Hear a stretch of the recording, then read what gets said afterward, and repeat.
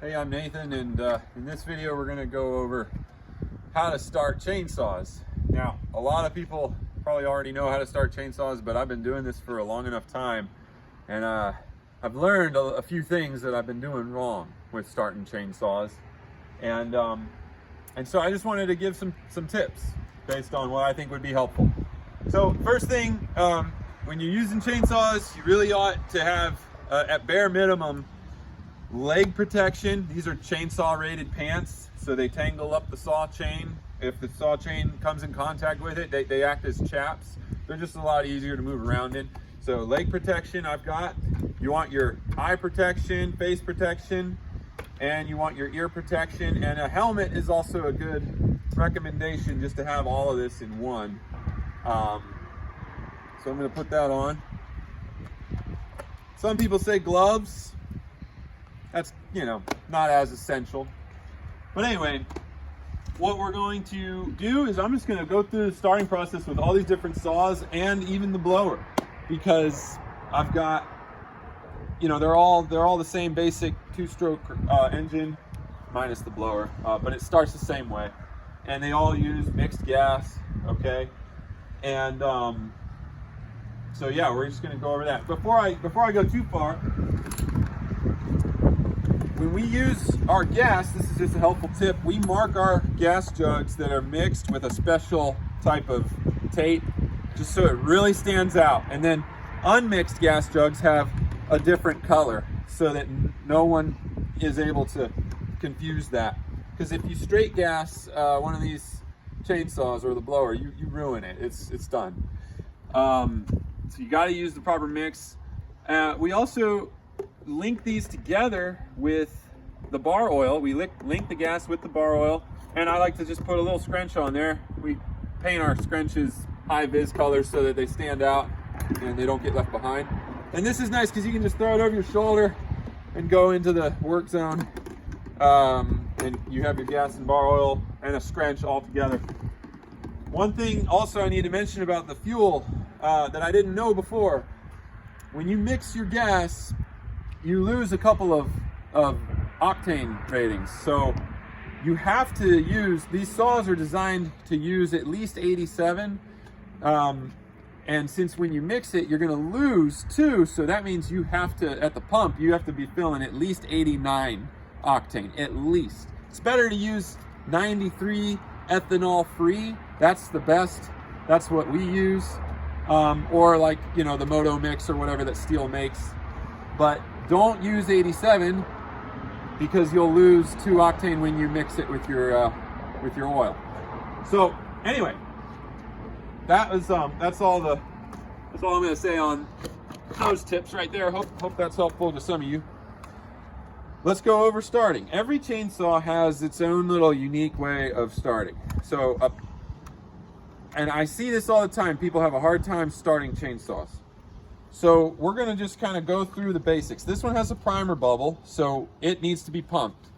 Usually like 6 times is a good number. Pumping that thing 6 to 8 times is a good number. Okay, then you also want to look for your choke. Here's our choke setting. Took me forever to figure this out, but the symbols are like this. The symbols right there, when the fan is closing the cylinder, that's choke on. That's choke on. And when the fan blade is in line with the 2 columns there, the column of the cylinder there, the 2 lines, that's choke. The choke is off. When you put the choke on with these chainsaws, it'll kind of automatically position the chainsaw for its little warm-up drill. And I have a hard time explaining it because I'm not a maintenance technician, but I'm just going to show you. I can show you better than I can explain it. You'll pull it and it'll make a sound. As you're pulling it, it'll make a different sound. When it makes that sound, you need to turn your choke lever off. Because if you keep your choke lever on after it makes that sound, you're going to flood it. And I'll show you a quick trick on how to unflood a chainsaw as well, but in a little bit later in this video. But let's start with just this chainsaw. All right, this hasn't been started in a while, so I've got the choke on. I hit my primer bubble 6 times. I switch it to on. okay? They all are a little different. And you want a proper way to do, you're not supposed to drop start, but you can kind of pinch with your legs. You're allowed to do that. All right, that was the sound. It made like a little boom. All right, if I keep pulling, I'm gonna flood it. I'm gonna switch my choke off now. And now, what it's gonna do is, it's part of its warm-up drill, it's gonna start spinning that chain. You can have the chain brake on to protect yourself from that chain spinning. But the way that you get the chain to stop is counterintuitive. You're supposed to pull, you're supposed to squeeze the throttle trigger just briefly, and that will stop the chain from spinning, and then it'll let it just kind of warm up. You can let it warm up from there. This is designed by it's part of the chainsaw's design to go into a full throttle, and then you have to squeeze the throttle trigger to stop that process. Here, I'll show you. Okay?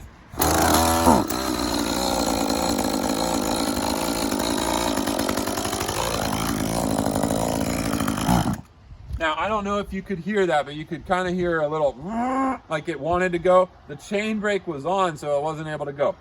If you leave that thing going and you keep your chain brake on, you're damaging your chain brake because the chain wants to go, but you're holding it down, okay? So I do recommend not having the chain brake off, okay? If you have the chain brake off, it's a little bit dangerous having that thing going full speed, and then you got to reach down and pull that throttle. But just remember to pull that throttle to stop it. On the next one, I'm gonna have the chain brake off so that you can see. All right, just gonna go through all these saws. This one is a little different. This is a steel, but it has the same symbols. Zoom in on those symbols. You can see that when this fan line is, I hope that you can see that, it's in line with those other two lines. They're all in line. That's the choke is off. Okay? But when the line is in between, or rather perpendicular to the other two lines, right there, the choke is on. Oh, now this one, not only, in addition to a choke lever, it also has a choke lever up here. You have a control switch down to your choke. And for this one, you have to squeeze the throttle trigger and put that down all the way, and then let go, and it'll hold that throttle trigger in place. So this one's the most complicated of all my saws, is this old 192, okay? Also has a primer bubble, so we're gonna pump that 1, 2, 3, 4, 5. Call it good there.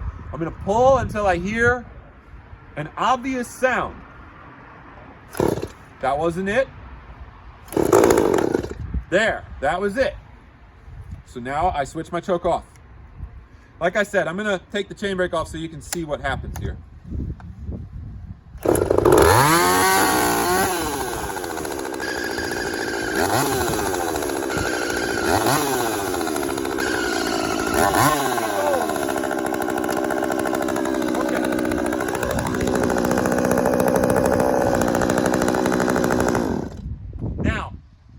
One thing I should mention now, let your saw warm up for at least a minute before you start using it.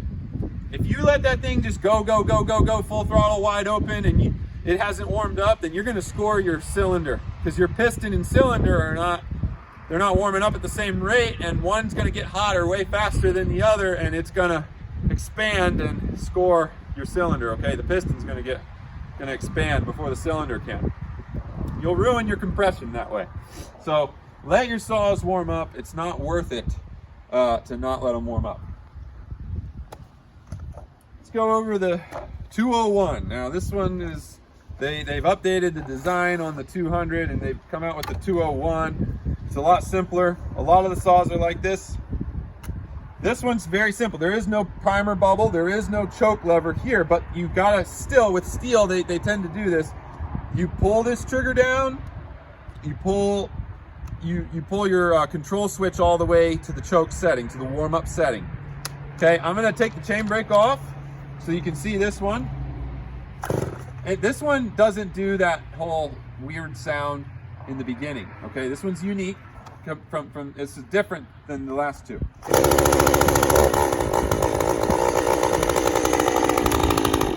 okay? What it does is when it's ready to warm up, it just starts spinning the chain, you pull the trigger, and it goes into its low, normal, idle, and at that point it can warm up. All right, moving on. Here's another brand, Echo. These are kind of similar to Husqvarna. Here's your switch, your on-off switch. This one has a primer bubble. And here's our choke lever. Our choke for this one, you pull out. Okay, it's a little different. We're gonna pull this one out. We're gonna hit our primer bubble.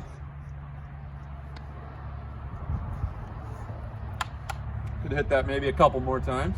Gonna pinch between our legs. Hey, we're not in a top handle saw now, so that you can see this better. I pinch it between my legs and I hold it kind of diagonally where it's comfortable for me to pull. You're not allowed to drop start, okay? And despite what you might have thought, pulling this thing as hard as humanly possible is not going to give you a better chance of starting your saw. In order to start your saw, you do not have to pull this thing hard. All you got to do is pull it enough to get past that compression. That's it. Yanking on this thing as hard as you can is just going to break your pull cord. That's all that's going to do. It's not helping you start your saw. So if your saw is not starting, something's going on here with the sequence of the choke and possibly of flooding the engine. Something's going on with, outside of pulling the cord, okay? So focus on doing these steps here flawlessly, and you won't have to pull so many times.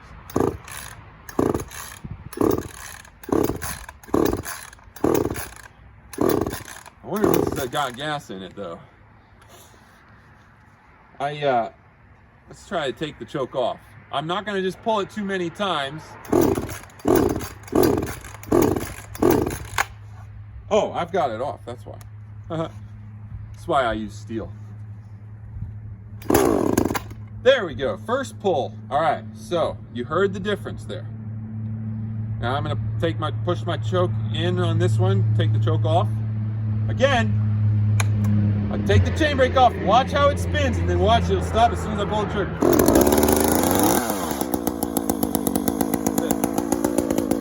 Put the chain brake back on, I can let it warm up. I'm not gonna let it warm up because we got a lot of saws to go through, but you wanna let it warm up, and you don't want that thing spinning at full throttle for very long, okay? All right, 261, this one's pretty standard, pretty simple. This one has all your symbols right here. Start, half choke, full choke. You start by squeezing the throttle handle, throttle trigger, flipping it all the way down to full choke, letting it sit there. Now we're gonna pull until we hear that sound. This one has a compression assist button on it too. You can push that to help with the initial pulls of the pull cord. And look at how gently I'm pulling this. That was the sound I was looking for. So before I pull any more, you need to switch up one setting. In this case, you just switch up one setting to half choke. Some of those other saws don't have that setting, but this one does.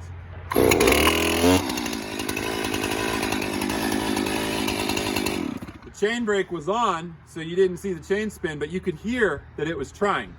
You don't want to just let it sit there trying and not say anything. I have to yell at people all the time because they're letting the saw go and it can't move, and they don't know what to do. So that's why I'm making this video. All right, 362. I figure if tree guys who use saws all the time don't know what to do, then this video might help a lot of people out there. All right.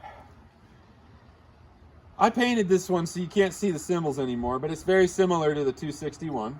I'm going to squeeze the throttle handle, put it down all the way to full choke. I'll take the chain brake off of this one so you can see. Hopefully you can hear the difference there between my first and second pull.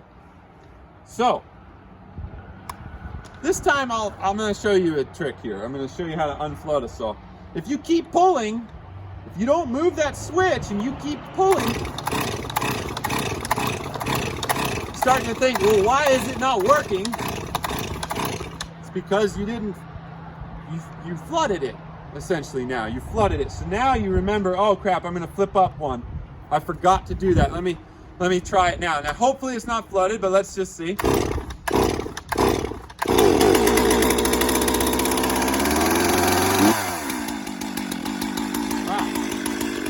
Well, I managed to come out of it, but so it wasn't flooded too much. But let's do this. Let's flood it on purpose. There's that sound. I'm gonna skip it. Purposefully gonna flood it.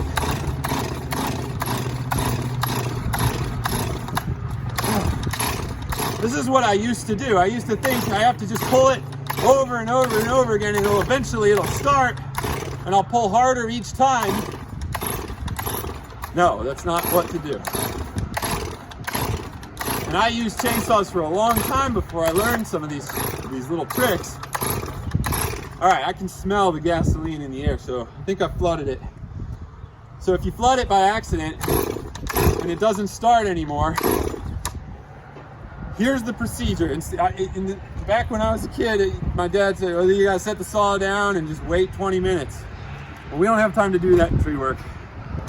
So what we do is we set the saw on level ground, and it's a good idea to put the chain brake on, and you hold it with your knee on the power head.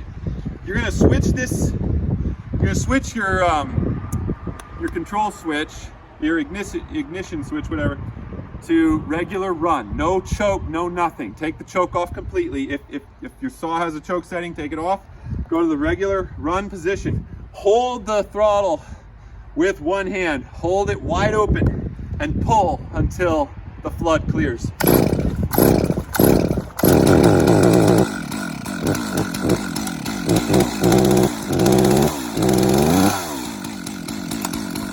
And then let the saw warm up properly. So that's how you clear a flood. By the way, some of this stuff I actually learned from another YouTuber named Steve, and his YouTube channel is Steve's Small Engine Saloon. Great resource. I recommend that you guys check him out for more in-depth knowledge about chainsaws.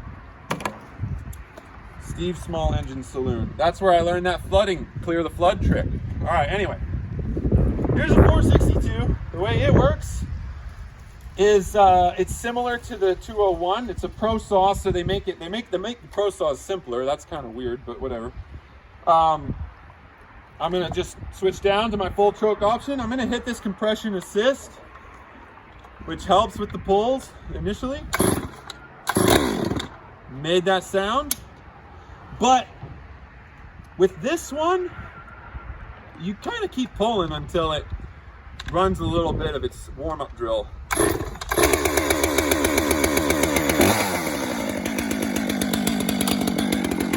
And the reason why this one's different is because there is no half choke setting to go to. This one's just designed a little bit differently. Like I said, the 201 and the 462 are just, they're a little bit different from all the others. All right, this is Steel's new 500i idea that they had for a fuel injected saw. It's really simple. There is no choke or nothing. There's just a primer bubble and a kill switch. That's it. It has a compression assist. All right. By the way, it can handle a 3-foot bar. It's really nice. The 462 says it can handle a 3-foot bar, but we've tried that. It really does not pull through wood well with a 3-foot bar. So I don't recommend it. Jump up to a 500i if you need a 3-foot bar. Anyway, for this saw, you just hit the primer bubble 6 to 8 times. And that's it. It's really simple. I'm going to take the chain brake off to let the chain run a couple revolutions.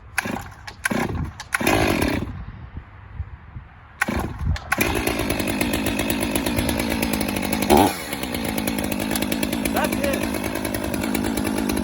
This one's kind of in its own category. It doesn't really have a warm-up setting at all. So You just got to let it warm up at its regular low idle. All right, lastly, well, second to lastly, I should say, we've got our 661 here. This is a nice saw, and it works the same way, essentially, as the 462, as this saw. All right, it's a little bit heavier. All right, we've got ours set up with a 42-inch Oregon bar. They don't make the light bar after 36 inches, so this sucker's heavy as crap. But anyway, you switch it, you pull the throttle handle, switch all the way down to your start setting, hit your compression assist, pinch it between your legs.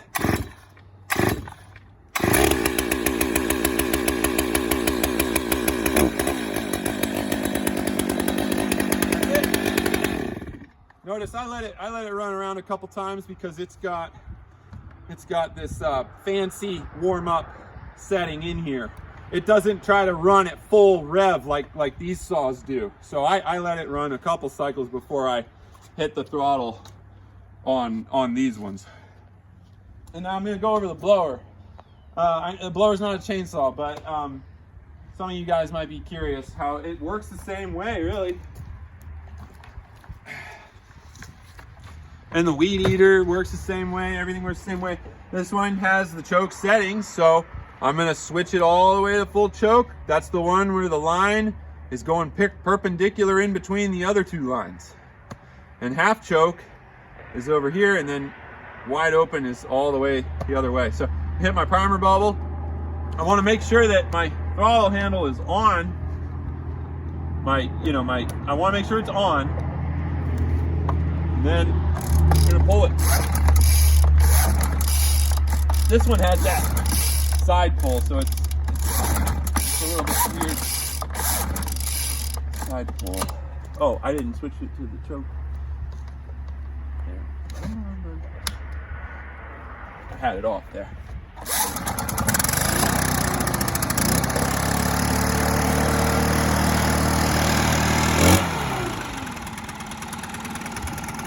Same basic idea, except I physically switched it over. That's the only difference, is I had to physically switch it over, and then I still had to pull this trigger to let it go to its low idle.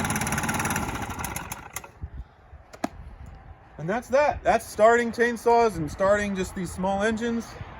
I hope demonstrating on a variety of different saws has been helpful to some of you guys. And let me know in the comments if you want to learn more. And like I said, check out Steve's Small Engine Saloon. It's a great resource.